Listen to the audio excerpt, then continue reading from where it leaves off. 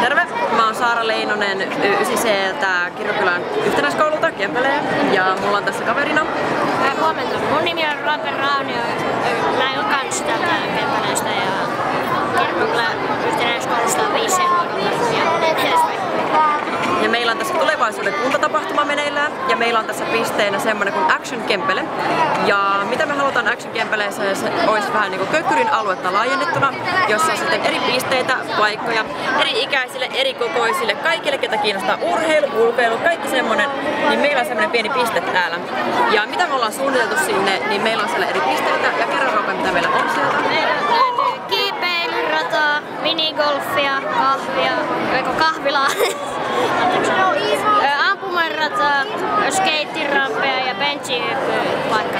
Siellä on myös trampoliineja, pihamökkärirataa, pihakarttinkia, pihakuuntelulaitteita ja poneilua. Ja me ollaan pyritty siihen suunnittelemaan tätä, että se olisi oikeasti mahdollista toteuttaa tulevaisuudessa. Esimerkiksi 20 vuoden päästä meillä voisi olla tämmöinen Action Kempele-puisto. Kiitos.